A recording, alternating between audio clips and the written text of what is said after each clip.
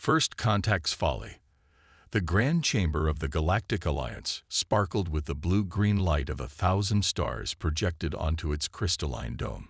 Representatives from 300 worlds sat in tiered rings, their diverse anatomies accommodated by customized seating arrangements.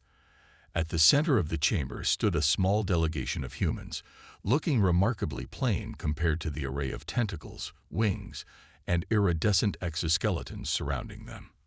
Arch-Chancellor Crixix, a towering insectoid with compound eyes that reflected the starlight in fractured patterns, tapped a ceremonial staff against the obsidian floor. The chamber fell silent. Delegates of Earth. Crixix's voice resonated through translators across the chamber. We have reviewed your petition for full Alliance membership and find your application lacking. The final word was delivered with unmistakable condescension. Commander Maya Okafor, head of the Earth delegation, remained impassive. At 52, with silver streaking her close-cropped black hair, she carried herself with the quiet confidence of someone who had faced worse than alien bureaucracy. With respect, Arch-Chancellor, she replied, perhaps our contributions have been underestimated. Murmurs rippled through the assembly. The Alliance had been monitoring Earth for centuries before making official contact.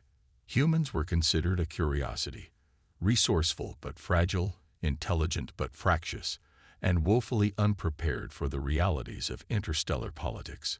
Your species has only achieved faster-than-light travel in the last decade, remarked Delegate Thrix of the Valan Confederacy, her serpentine neck coiling with amusement. What could Earth possibly offer that the Alliance does not already possess in abundance? Okafor exchanged glances with her scientific advisor, Dr. Haruki Tanaka, who gave a subtle nod. We offer something unique, biological innovation, Okafor said. While other species focus on mechanical and energy weapons, Earth has developed biotechnology that augments our natural abilities.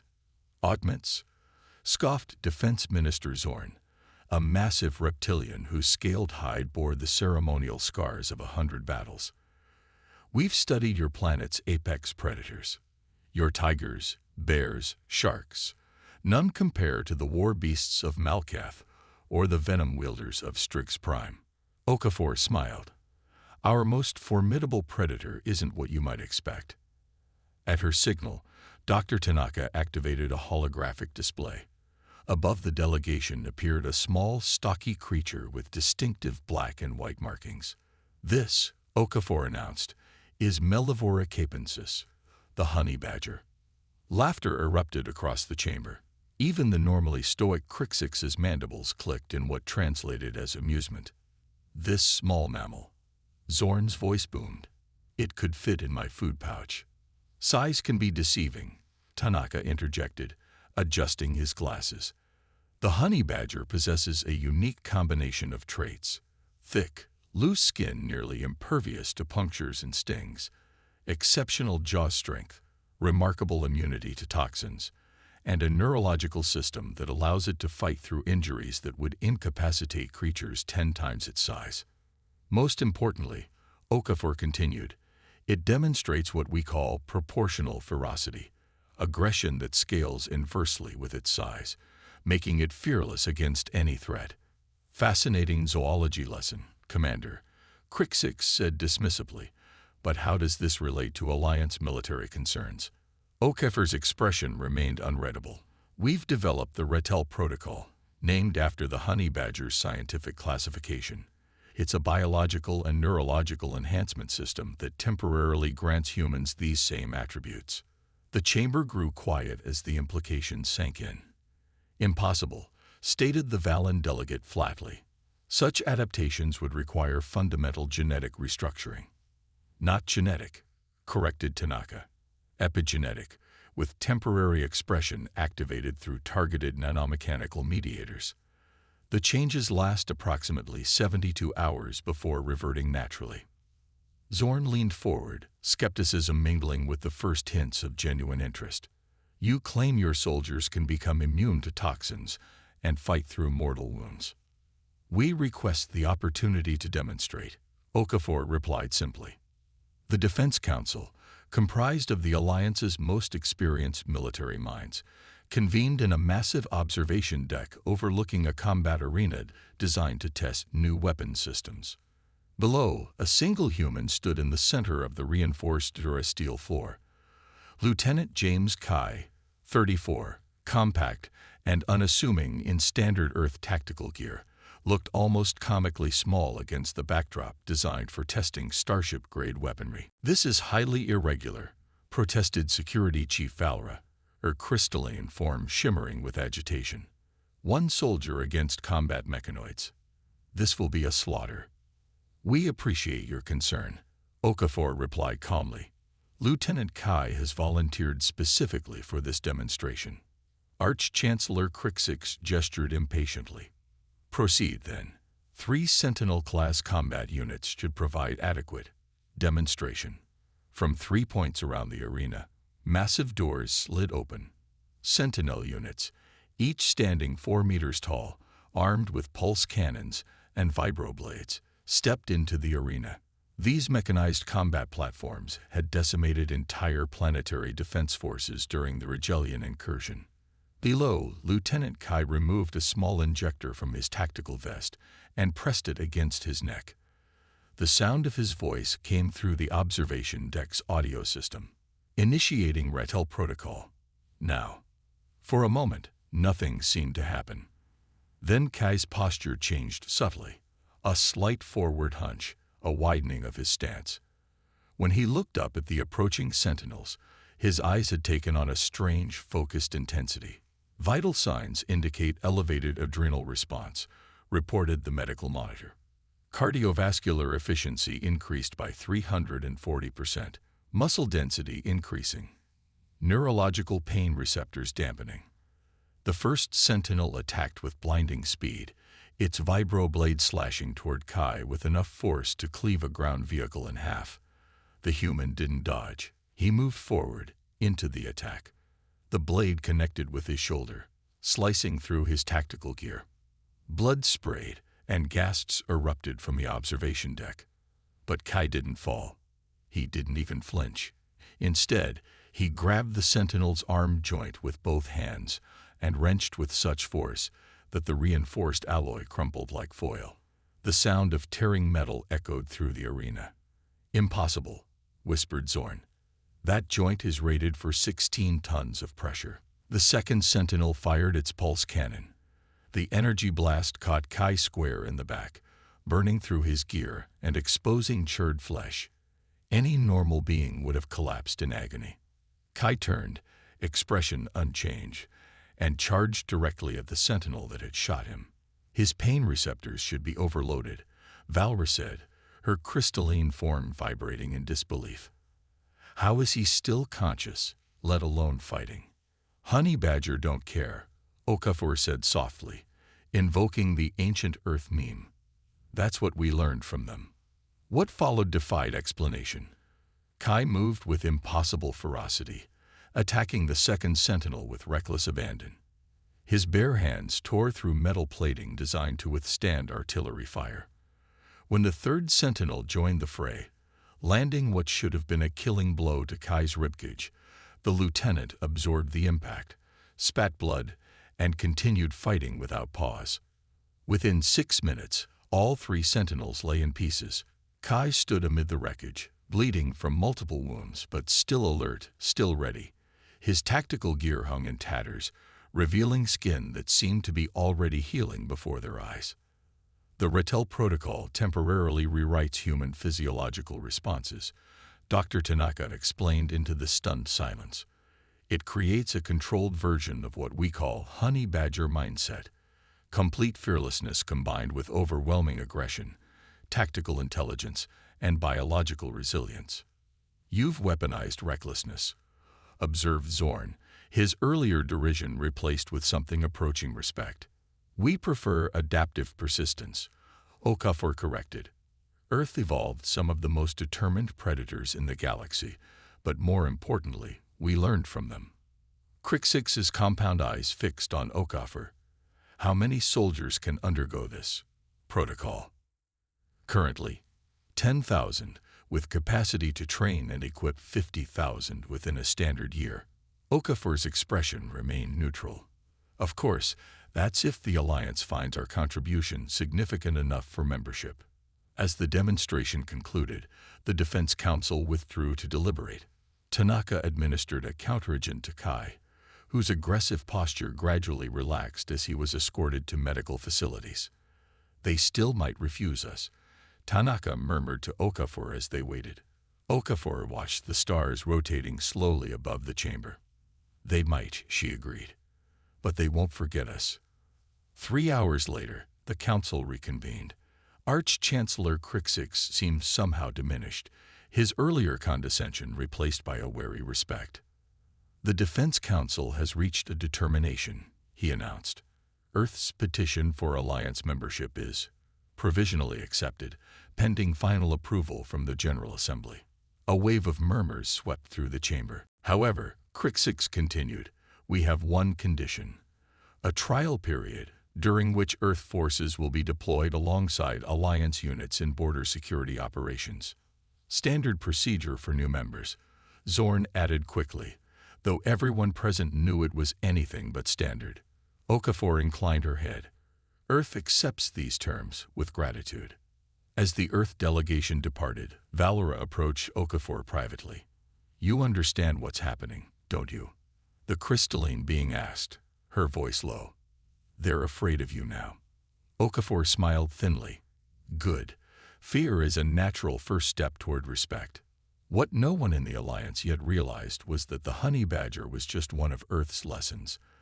The octopus, the tardigrade, the bombardier beetle, each had taught humanity something unique, something that would soon reshape the very nature of galactic warfare.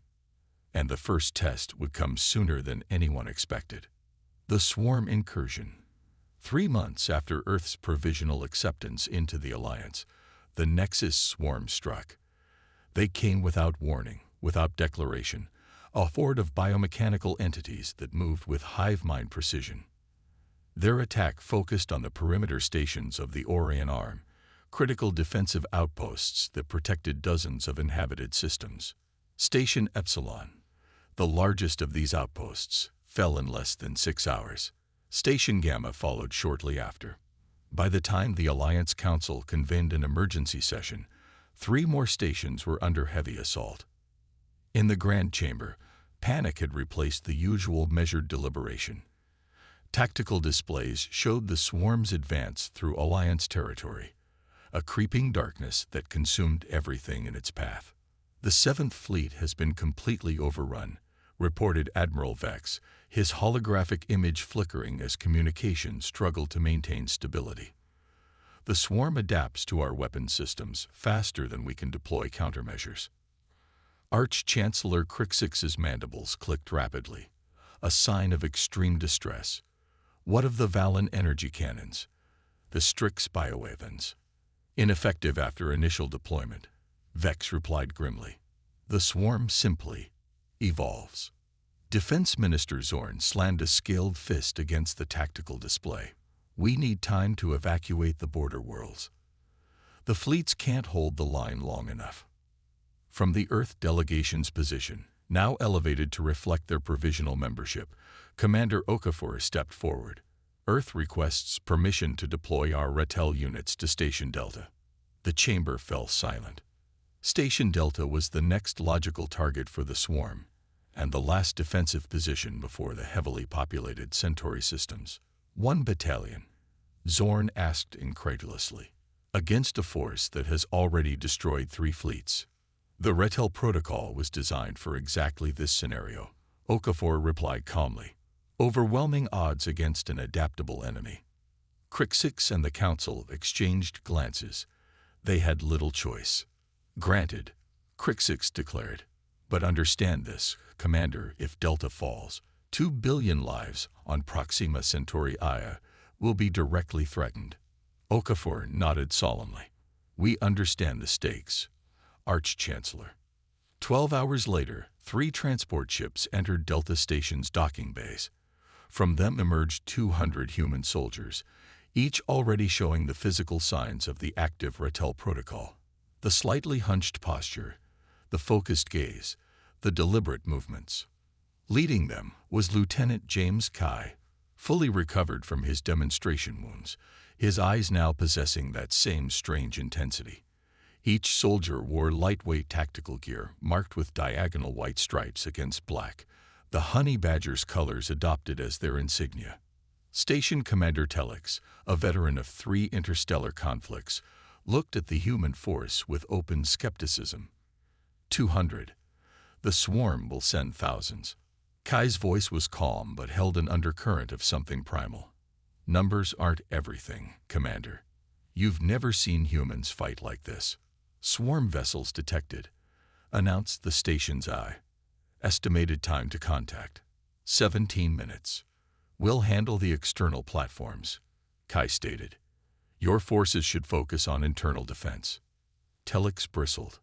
Those platforms are exposed to vacuum if the shields fail. No organic being can. We can. Kai interrupted. Trust me. The first wave of the swarm arrived exactly as predicted. Biomechanical entities ranging from small infiltration units to massive breacher constructs. They attacked in perfect coordination, targeting the station's shield generators and weapon emplacements. What they didn't expect were the human defenders waiting on the external platforms. The Rattle soldiers fought with a ferocity that shocked even their Alliance allies viewing through security feeds. When swarm units breached the platform shields, exposing sections to vacuum, the humans simply held their breath and continued fighting, the protocol allowing them to function without oxygen for nearly 8 minutes.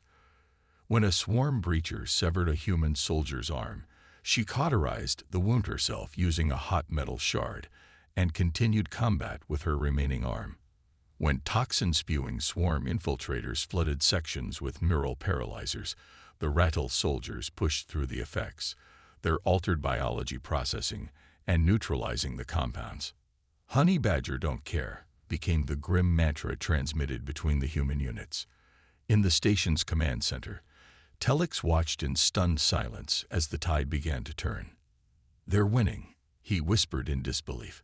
How are they winning? The battle for Station Delta raged for 22 hours. The swarm, encountering a defense unlike any it had faced before, committed more and more resources to the attack. And with each wave, the human defenders adapted, learning the swarm's tactics, anticipating its evolving weapons, finding new ways to exploit weaknesses. By the 23rd hour, the swarm vessels began to retreat, not in coordination, but in disarray, something never before witnessed in their attacks. Of the 200 human soldiers deployed to Delta, 117 survived. Many bore injuries that would have killed any other species, yet they remained standing, remained fighting until the last swarm unit was destroyed or driven off. In the aftermath, as Alliance medical teams rushed to treat the wounded humans, something unprecedented occurred. The swarm did not regroup for another attack. Instead, their remaining vessels altered course, bypassing Alliance territory entirely. 3 days later, Commander Okafor stood again before the full Galactic Council. This time, there was no condescension in Crixix's posture, no dismissive glances from the assembled delegates. The Council has reviewed the defensive action at Station Delta, Crixix announced formally. We find Earth's contribution to be significant. A massive understatement, but Okafor simply nodded in acknowledgement.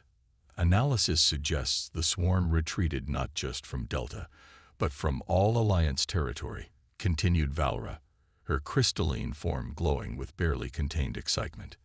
They encountered something they couldn't adapt to. Your Rattle soldiers. The swarm operates on predictive algorithms, explained Dr. Tanaka, now standing beside Okafor. Their entire strategy depends on being able to anticipate responses and evolve countermeasures. But the honey badger mindset is fundamentally unpredictable. It bypasses normal survival instincts, normal pain responses, normal tactical calculations. You confuse their hive mind, Zorn stated, newfound respect evident in his voice. We did more than confuse it, Okafor corrected. We frightened it. The implications hung in the air. The hive intelligence capable of coordinating attacks across multiple star systems had retreated from a force it couldn't comprehend, couldn't predict. The General Assembly has voted, Crixix announced. Earth's petition for full Alliance membership is unanimously approved, with all rights and privileges thereof.